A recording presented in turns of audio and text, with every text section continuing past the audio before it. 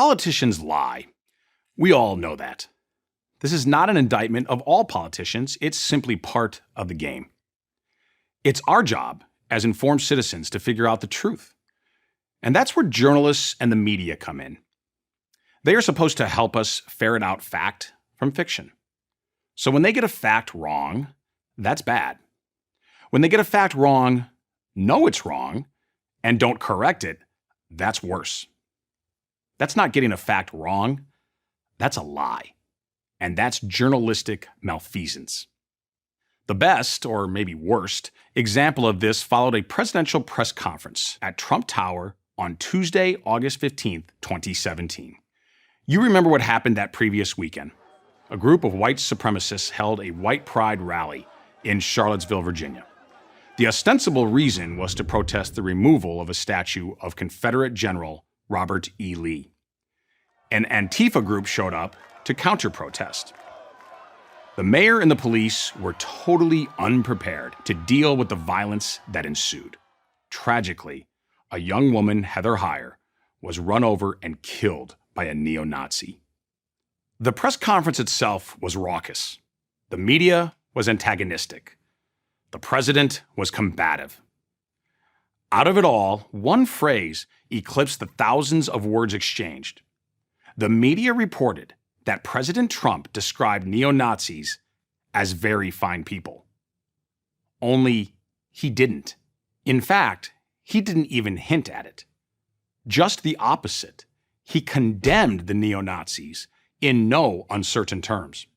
So then, who were the fine people he mentioned? The answer? He was referring to another group of Charlottesville demonstrators who came out that weekend. Protesters who wanted the Robert E. Lee statue removed, and protesters who wanted to keep the statue and restore the park's original name. This is what President Trump said about those peaceful protesters. You also had some very fine people on both sides. You had people in that group that were there to protest the taking down of, to them, a very, very important statue, and the renaming of a park from Robert E. Lee to another name. A few moments later, in case there would be any misunderstanding, he makes his meaning even more explicit. I'm not talking about the neo-Nazis and the white nationalists. They should be condemned totally. Lest you have any doubts that good people were in Charlottesville to protest the removal of the Robert E. Lee statue, the New York Times confirmed it in a story they published the next day, August 16th. Good people can go to Charlottesville, said Michelle Percy, a night shift worker at a Wichita, Kansas retirement home who drove all night with a conservative group that opposed the planned removal of a statue of the Confederate General Robert E. Lee. After listening to Mr. Trump on Tuesday, she said it was as if he had channeled her and her friends who had no interest in standing with Nazis or white supremacists. There's another simple test that we can employ to prove that the president was not referring to the neo-Nazis as fine people. It's so obvious, it's painful to mention. The president's daughter and son-in-law are Orthodox Jews. His grandchildren are Jewish.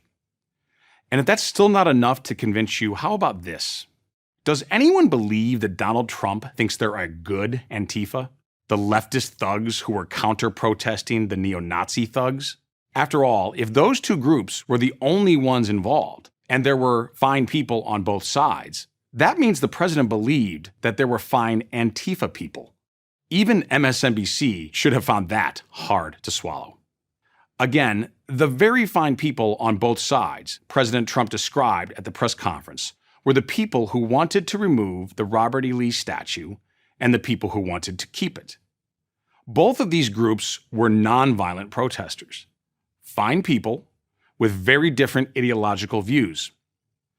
The scandal of Charlottesville is not what President Trump said about neo-Nazis. It's what the media said President Trump said about neo-Nazis. It's a scandal because news reporting is supposed to be about gathering facts, not promoting an agenda. In Charlottesville, they got it exactly backwards.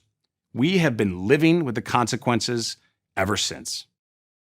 Plainly put, ABC, CBS, NBC, NPR, the New York Times, The Washington Post and the others spread a malicious lie that has poisoned our national dialogue. They should apologize to the American people for what they have done. Don't hold your breath. Actually, I have a better idea. Let out a big sigh of relief, because now you know the truth. I'm Steve Cortez, CNN political commentator and columnist for Real Clear Politics for Prager University.